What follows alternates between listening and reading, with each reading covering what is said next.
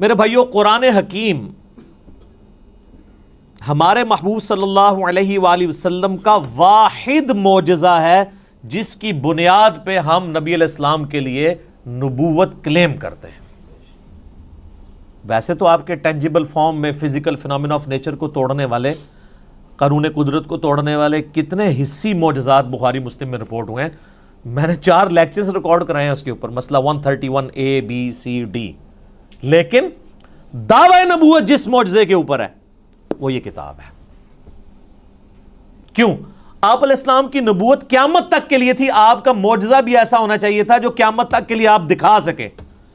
آج حضرت عیسیٰ علیہ السلام کا معجزہ، مردوں کو زندہ کرنے والا کوئی عیسائی ہمیں دکھا سکتا ہے؟ ہم بھی مانتے ہیں عیسیٰ علیہ السلام کو، ہم بھی نہیں دکھا سکتے کوئی ویڈیو۔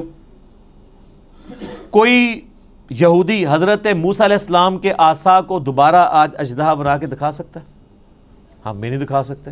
وہ آپ جناب عصا اگر مل بھی جائے کہیں سے، آپ چاہے وہ امام کعبہ کے ہاتھ میں دے دیں، آپ ویٹیکن سٹی میں بیٹھے ہوئے کرسچن پوپ کے ہاتھ میں دے دیں، یا یروشلم میں بیٹھے ہوئے یہودی پریسٹ کے ہاتھ میں دے دیں، یا آپ کے جتنے رحمت اللہ علیہ ہیں اور غوث اور اقداب اور جن کے بارے میں آپ کا کلیم ہے ان کے ہاتھ میں دے دیں، ان کو کہ اس کو پھینک کے ذرا اژدہا بنا کے بتائیں۔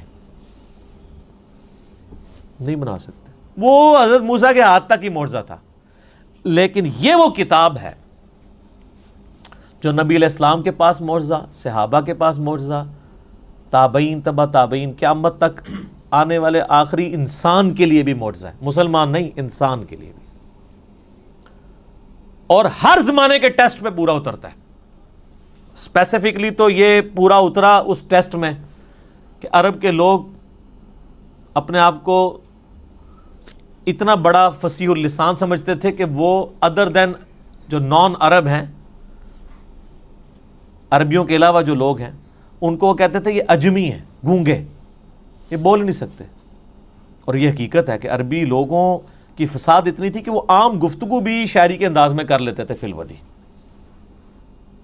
لیکن جب قرآن نازل ہوا، ان بڑے بڑے شعراء نے بھی اپنے کلام پھاڑ دیے کہ یار یہ کلام کمال کلام ہے۔ موسیٰ علیہ السلام کے زمانے میں جادوگری عروج پہ تھی، اللہ تعالیٰ نے موسیٰ علیہ السلام کو ایسا معجزہ دیا، جادوگر بھی سجدے میں گر پڑے۔ کتنی دفعہ قرآن میں یہ واقعہ آیا ہے، اور وہ بہت بڑا معجزہ تھا۔ لکڑی کا اژدہا بننا یہ بہت بڑی چیز ہے۔ پلانٹ کنگڈم اینیمل کنگڈم میں بدل رہا ہے، اور پھر اینیمل کنگڈم، پھر پلانٹ کنگڈم میں۔ اس کو ذرا امیجن کریں۔ عیسیٰ علیہ السلام کے زمانے میں طب، ڈاکٹری بڑی عروج پہ تھی، ان کو بڑا فخر تھا، لیکن کوئی ڈاکٹر مادرزاد کوڑی اور اندھے کو آنکھیں دے سکتا ہے؟ قرآن حکیم میں سورہ مریم کے اندر، سورہ مائدہ کے اندر حضرت عیسیٰ علیہ السلام ہاتھ پھیرتے تھے، آنکھیں آ جاتی تھی۔ سارے ڈاکٹر فیل ہو گئے، انہوں نے کہا یہ ڈاکٹری سے آج نہیں پاسبل، ڈاکٹری سے آنکھ کسی بندے کی آپ لگاتے ہیں دوسرے کو، اور آنکھ ہو ہی نہ، اور اس میں مٹی رکھ کے اور ایک پرندے کی مورت بنا کے مٹی کی پھونک مارتے تھے، اللہ کے اذن سے وہ پرندہ بن جاتی تھی۔ اب کون سا ڈاکٹر یہ کام کر سکتا ہے؟ قرآن حکیم کے زمانے میں شاعری عروج پہ تھی، اللہ تعالیٰ نے کلام بھی ایسا دیا کہ شعراء فیل ہو گئے، لیکن یہ اس پہ ختم نہیں ہے۔ قیامت تک کے لیے جو جو وقت کا ٹیسٹ آئے گا اس پہ یہ کتاب پوری اترے گی۔ آج سائنس کی دنیا ہے، قرآن حکیم سے کوئی ایک آیت بھی نہیں بتا سکتا جو اسٹیبلش سائنس، ہائپوتھیسس تھیوری نہیں، اسٹیبلش سائنس کے خلاف ہو۔ اس کے برخلاف ہم آپ کو کئی باتیں بتا سکتے ہیں جو قرآن حکیم ایسی کرتا ہے جو پرانی سائنس ان باتوں کی تصدیق نہیں کرتی تھی، لیکن آج کی سائنس ان باتوں کی تصدیق کرتی ہے۔ جس میں سب سے بڑی بات، ہم نے اپنے بچپن میں یہ چیزیں پڑھی ہوئی ہیں کہ جی زمین جو ہے وہ ساکن ہے اور سورج اس کے گرد چکر لگاتا ہے۔ شروع میں بچوں کو سمجھانے کے لیے پڑھا دیتے تھے نا، بعد میں پھر وہ چیزیں، لیکن یہ سٹارٹ بھی ہوئی تھی تھیوری سائنس میں۔ قرآن بہت پہلے سے کہہ رہا ہے کلٌ فی فلک یسبحون، تمام اجرام فلکی جو ہیں وہ تیر رہے ہیں آسمان میں، اور تیرنا بیک وقت تیرنے میں ایک چیز فلوٹ بھی کرتی ہے اور اپنے محور کے گرد بھی گھومتی ہے۔ جو بھی آپ کوئی بھی گول چیز اگر سمندر میں پھینک دیں نا وہ فلوٹ کرنے کے دوران اپنے محور کے گرد گھومے گی بھی ان ویوز کی وجہ سے. اللہ نے لفظ بھی ایسا استعمال کیا ہے کہ نہ صرف وہ کسی اور چیز کے گرد ریوالو کر رہی ہیں بلکہ اپنے ایکسس کے گرد، اپنے محور کے گرد بھی وہ چیزیں گھوم رہی ہیں. تو قرآن حکیم تو اس چیز کو پہلے ہی ایڈریس کر چکا ہے.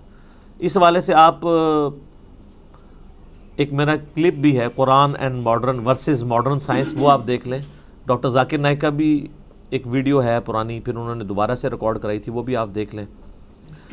ڈاکٹر مورس بوکائل ایک فرینچ سرجن تھے جو مسلمان ہوئے، تو انہوں نے کتاب وہ لکھی Bible Quran and science. Urdu میں ترجمہ ہوا ہے لیکن وہ ترجمہ بھی اردو والا بھی اتنا مشکل ہے کہ عام بندوں کو سمجھ نہیں آتا. بہتر یہ کہ آپ اسے انگلش میں ہی پڑھیں. تو انہوں نے یہی ثابت کیا ہے کہ اس ماڈرن دور میں جتنی بھی الہامی کتابیں ہیں وہ سائنس کے ٹیسٹ کو پاس نہیں کرتی سوائے اس کتاب کے. ان میں سائنٹیفک فالٹ موجود ہے. وہ فالٹ اس لیے نہیں ہے کہ ان کتابوں میں کوئی اللہ تعالیٰ کو کوئی غلطی لگی ہے، وہ اس لیے کہ وہ کتابیں ٹیمپرڈ فارم میں تحریف شدہ ہیں. یہ کتاب محفوظ ہے، وہ بھی اگر محفوظ ہوتی تو اس میں کوئی اینٹی سائنس سٹیٹمنٹس نہ آتی. تو یہ ایک علیحدہ سے ٹاپک ہے، گھنٹوں بولا جا سکتا ہے، لیکن میں اسے سکپ کرتا ہوں.